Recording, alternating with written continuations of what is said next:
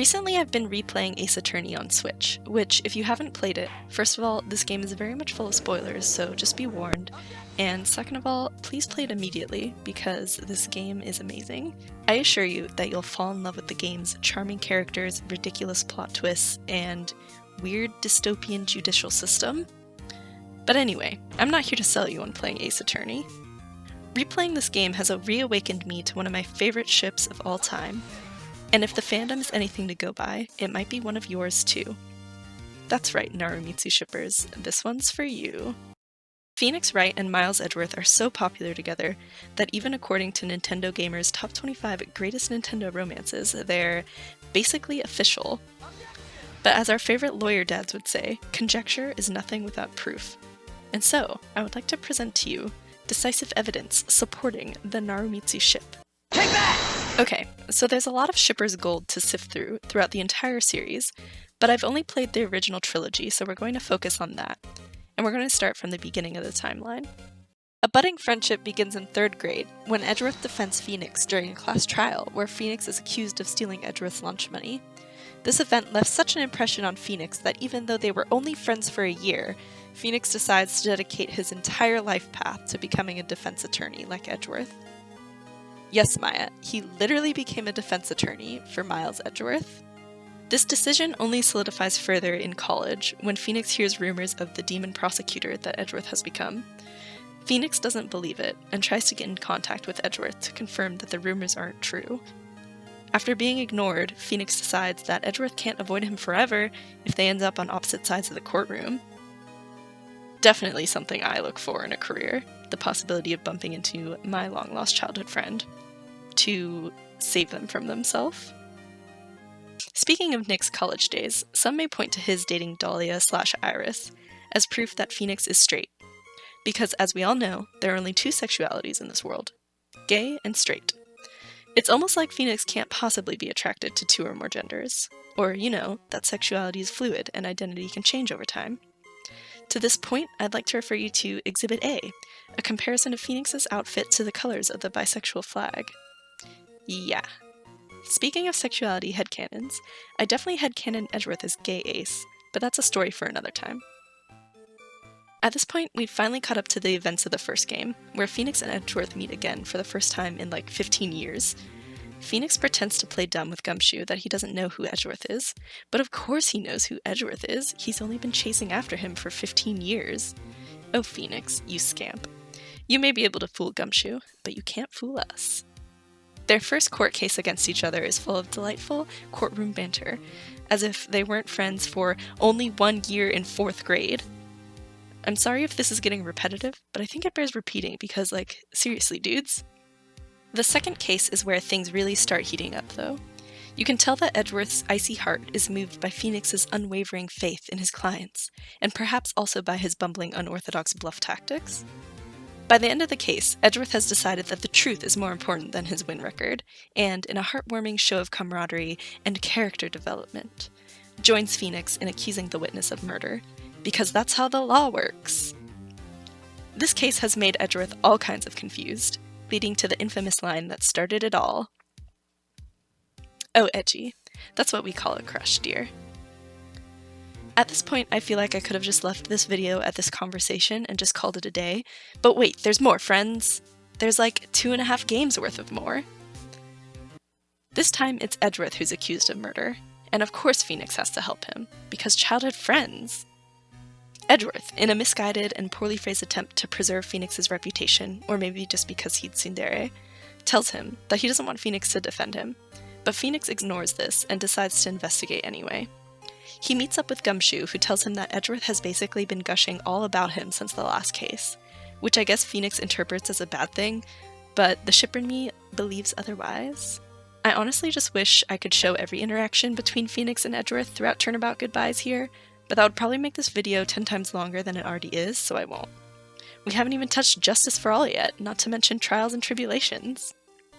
Suffice to say, the Turnabout Goodbyes case is where we officially learn about Phoenix and Edgeworth's long and storied history of approximately 1 year during 4th grade. Turnabout Goodbyes is also full of amazingly tsundere Edgeworth and angsty hurt comfort fanfic fuel. But before we leave Turnabout Goodbyes for real, here's a few instances of Phoenix exhibiting some of that classic unwavering faith in his client. You'll notice that when it comes to Edgeworth, he's much more determined than usual. Interesting. Rise from the Ashes has its moments too. Poor Edgeworth is wrapped up in another murder, albeit indirectly this time. More concerning, however, are the rumors of evidence tampering that have followed Edgeworth since his early days as a prosecutor.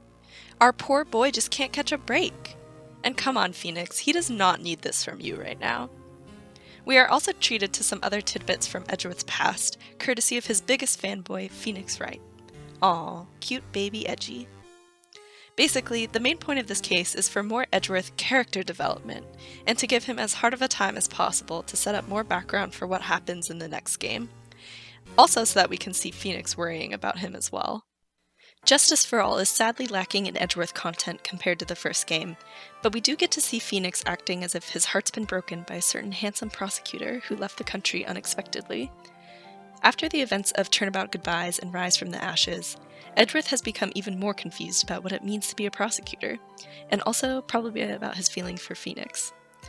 Leaving the most dramatic note possible, he announces that Prosecutor Edgeworth chooses death, leaving Phoenix to believe that he either killed himself or that he quit the profession after losing his perfect win record.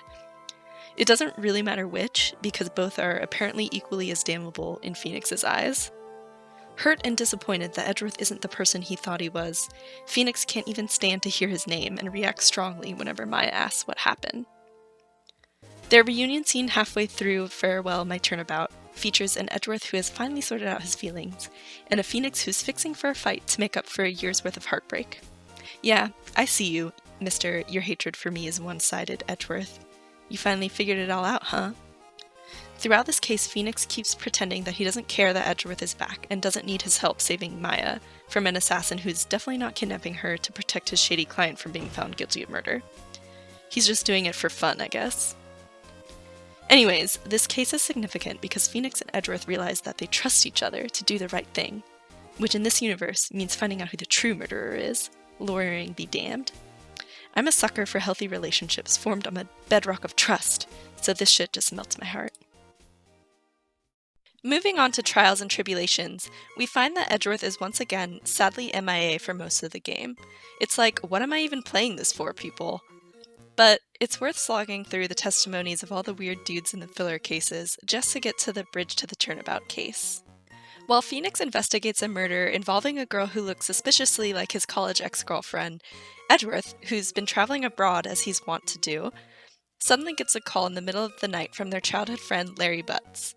Upon hearing that Phoenix's life is in danger, Edgeworth immediately charters a private jet back home.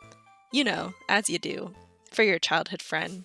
And as you also do for your childhood friend, you substitute in for them when they're sick. Yes, this time it's Edgeworth's turn to sit in the defense chair, and we see him empathize a little more with Phoenix's position.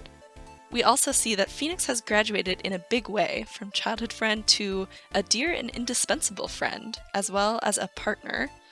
We can also learn that Iris senses something in Edgeworth's heart, saying, "It takes one to know one." Considering what we later learn about her feelings for Phoenix, I wonder what this means for Edgeworth. Well, by this point we're all pretty well aware of Edgeworth's feelings for Phoenix. But what about Phoenix himself?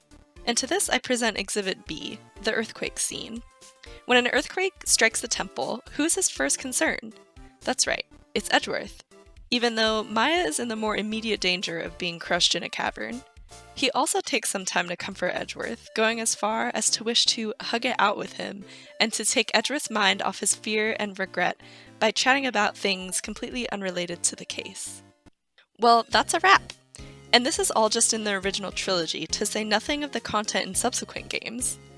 I also could have just made an entire video dedicated to every time Phoenix and Edgeworth emphatically say or think each other's names throughout the series, and it probably would have gotten the point across.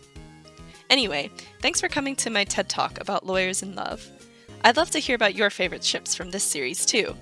And who knows, it might even be featured. Or we might have to agree to disagree. Samuel Solani, Hibanachi, Tanara.